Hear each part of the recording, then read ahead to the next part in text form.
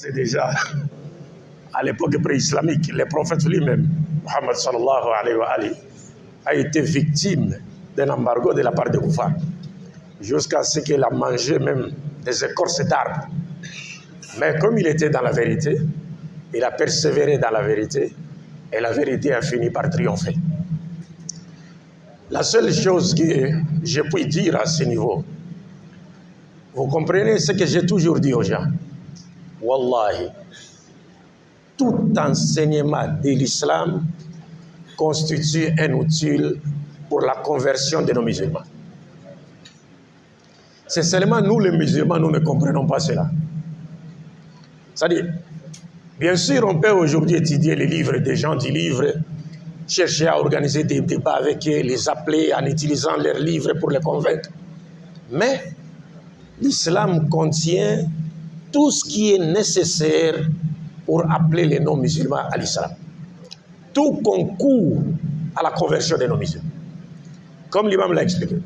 Foumama qui était attaché à un pilier de la mosquée, il a vu le comportement des musulmans. Il a suivi l'enseignement.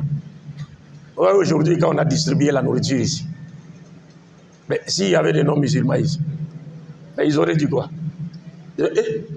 Les musulmans se disputent comme ça pour la nourriture. C'est ça la religion. Ça peut même l'éloigner de l'islam. En voyant que la nourriture, c'est rien. Mais quand on annonce l'avenir, la nourriture, les gens sont agités. Même l'eau seulement. Les gens ont failli se battre ici à cause de l'eau. Alors que c'est rien ça. Donc un non-musulman peut être avec nous dans la mosquée. Lorsqu'il constate ces comportements-là, ça peut déjà créer un dédain dans son fort intérieur, alors que l'islam n'a rien à voir avec ça. Ça, c'est simplement le comportement des musulmans.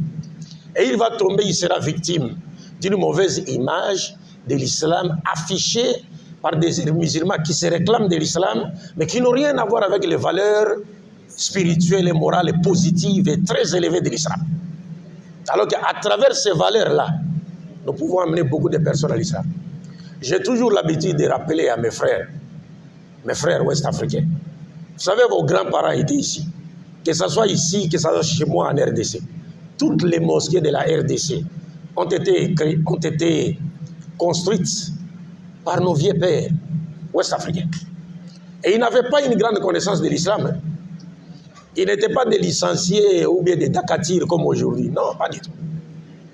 Leur grande connaissance de l'islam, c'était le savoir-vivre. Les bons comportements avec les gens. Se comporter bien avec les gens. À partir de cela, ils ont amené beaucoup de personnes à l'islam. Vous comprendrez que à notre époque, on peut avoir une grande connaissance de la religion, mais on éloigne les gens de l'islam à travers quoi? À travers notre comportement. Alors que nos parents, là, ils amenaient les gens à l'islam à travers quoi? Leur comportement. Et ils n'avaient pas beaucoup de faire de longs doigts.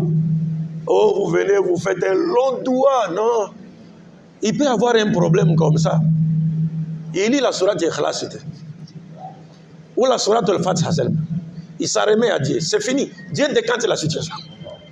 Il n'a pas besoin de trop d'acrobatie. Et c'est ce qui nous manque aujourd'hui. Nous avons la connaissance, mais souvent, al-ilmu bidouni akhlaq.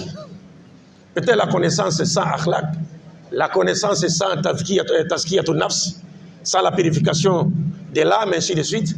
Donc ça devient une connaissance livresque. Alors que l'islam, c'est plus que ça. Regardez aujourd'hui la démontre, comme je l'ai toujours dit. Nous avons deux catégories de non-musulmans.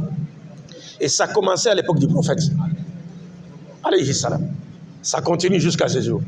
Rappelez-vous qu'à l'époque du prophète, il demandait à Dieu et doigt Allahumma izza al-islam bi umrayn.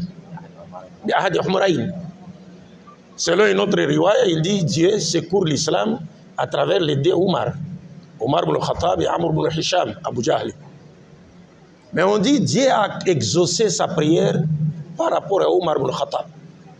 Mais il a laissé Amr ibn Hisham, Abu Jahl. Et les savants ont expliqué en disant non. C'était Omar qui était Ahabbu, le plus aimé auprès de Dieu. Pourquoi? Et nous savons tous que Omar combattait l'islam. Il a cherché même à tuer les prophètes. Mais Omar ibn Khattab, radiallahu anhu, combattait l'islam sous l'empire de l'ignorance. C'est parce qu'il était poussé par les leaders de la Mecque qui étaient contre le prophète. On doit le combattre. C'est un égaré, il nous égare. C'est notre ennemi. Alors comme c'était ce qu'on appelle chez nous les Pomba de l'époque, parmi les hommes forts, donc il est rentré dans la danse. Il a cherché aussi à tuer les prophètes. Mais lui-même, peut-être qu'il n'était même pas conscient de ce qu'on lui demandait de faire. Mais quand il a découvert la vérité sur l'islam, il a aussitôt embrassé l'islam. Et il est devenu un serviteur de l'islam. Mais par contre, Abu Jahl, lui, il a refusé. Et Dieu ne l'a pas choisi. Pourquoi? Parce que lui, il savait que Mohammed était vrai. Déjà, il y avait une rivalité dans leur clan, et ainsi de suite. Quand on faisait sortir, on présentait un homme riche ici, on devait nécessairement présenter l'homme riche de l'autre côté. Une belle femme ici, une belle femme là-bas. Un homme fort ici, un homme fort là-bas. Mais maintenant, il s'agissait de la question de la prophétie. Et la prophétie ne vient que de Dieu. Il n'y a que Dieu qui donne la prophétie. Cela étant, comme ils ne pouvaient pas faire sortir un prophète, donc ils se sont décidés de faire quoi? De combattre l'islam. Donc à travers, voyant sa disposition intérieure négative, Amr ibn Hisham n'a pas embrassé l'islam. Mais Omar ibn Khattab a embrassé l'islam parce qu'il combattait l'islam sous l'empire de l'ignorance. Parce qu'il était poussé par une partie de son peuple qui était contre les prophètes. Ces deux catégories de personnes existent aujourd'hui. Elles ont existé depuis l'époque du prophète jusqu'à ce jour. C'est-à-dire nous avons des gens en Occident qui combattent l'islam parce qu'on les pousse, parce que ceux qui les poussent détestent l'islam. Ceux qui les poussent détestent les prophètes. Ceux qui les poussent détestent les musulmans. Mais eux-mêmes, ils ne connaissent rien de l'islam. Ils ne connaissent rien. Mais ceux-là qui les poussent à combattre l'islam, et ils savent que l'islam, c'est la vérité. Et ils sont conscients. Mais leur problème, c'est qu'ils savent seulement que s'ils acceptaient l'islam et laissaient les gens accepter l'islam, l'islam remettra en cause leurs intérêts mondains, comme il a remis en cause les intérêts mondains des chefs mécois de l'époque du prophète Mohammed sallallahu alayhi wa sallam.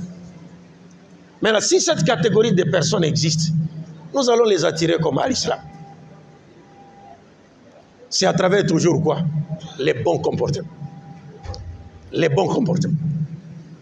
À travers les bons comportements, les bonnes manières, les bonnes relations avec les gens, on peut attirer toutes ces personnes-là à l'islam. Mais comme Dieu reste Dieu, وَالَّذِي أَرْسَلَ رَسُولَهُ بِالْهُدَى وَدِينِ الْحَقِّ لِيُظْهِرَهُ عَلَى دِينِ كُلِّهِ وَلَوْ كَرِهَ الْكَافِرُونَ. Dieu est là pour garantir la véracité de sa religion. Et le prophète a dit, Dieu fera même rentrer les gens dans l'islam à travers une personne perverse. C'est pourquoi vous avez vu une fois en Amérique, à l'époque du président Bush, il y a des jeunes gens qui se sont convertis à l'islam. Mais quand on leur avait demandé, mais comment avez-vous découvert l'islam? Ils ont dit non, c'est Bush qui nous a conduits à l'islam. On a dit, mais comment ça? Il dit non, chaque fois on l'attendait parler de l'islam, l'islam comme ça, l'islam terroriste, ceci, cela. Par curiosité, nous nous sommes dit, mais Bush là, il parle trop de l'islam. C'est quoi l'islam là? Rentrons sur le net d'abord, voyons ce qu'est l'islam là.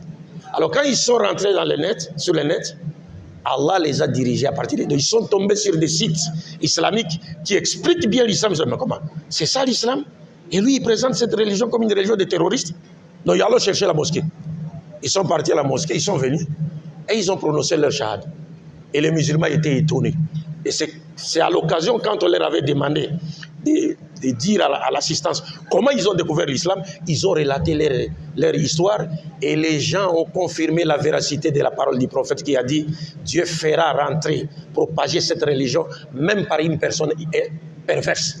C'est-à-dire l'islam aujourd'hui, tout ce que nous voyons dans le monde, tous les combats qu'on mène contre l'islam aujourd'hui, c'est rien. Wallahi, c'est pourquoi pour finir, quand j'étais en Égypte, il y a un prêtre égyptien qu'on appelle Zakaria Boutros. Oustaz le connaît. Zakaria Boutros, il a fait beaucoup de vidéos contre l'islam. Il a même beaucoup d'élèves qui utilisent le Coran et la Sunna pour égarer les gens du droit chemin. Maintenant, l'un de mes professeurs en Égypte m'a demandé, quand on parlait de Zakaria Boutros, moi j'ai dit au professeur, j'aime ce que ce monsieur fait. Le professeur m'a dit, comment toi tu aimes quelqu'un qui attaque l'islam? Moi j'ai dit non. Moi je n'ai pas dit je l'aime lui. J'ai dit, j'aime ce qu'il fait. Oh, mais comment tu peux aimer ce qu'il fait alors qu'il attaque l'islam? Moi, j'ai dit oui. Ah, le professeur n'était pas d'accord avec moi jusqu'à ce que les étudiants lui ont dit, mais prof, laissez-les s'expliquer. Il m'a dit, allez, expliquez-vous alors. J'ai dit, mais j'aime ce qu'il fait parce que Dieu a placé un secret. Parmi les secrets de l'expansion de l'islam, il y a les attaques contre l'islam. Yuriduna liyutfi'u nurallahi bi'afwahihim. Wallahu mutimmu nurihi walau kariha al-kafirun. C'est-à-dire, lorsqu'on attaque l'islam, c'est là où Dieu lui-même descend sur le terrain pour faire propager l'islam. C'est-à-dire, quand on n'attaque pas l'islam, l'islam ne va pas avancer. Et c'est ce que les ennemis de l'islam ne comprennent pas. Ça aurait été mieux pour eux de croiser les bras, de ne plus parler de l'islam. Parce que quand ils parlent, ils créent la curiosité dans les cœurs des gens, ils cherchent à découvrir l'islam et Dieu les guide dans l'islam, ils deviennent des musulmans et c'est fini, la défaite sera dans leur camp. Assalamu alaikum wa rahmatullahi wa barakatuh. Wa alaikum assalam, barakallahu fikum, inshallah. Alhamdulillah. Shukran jazilan.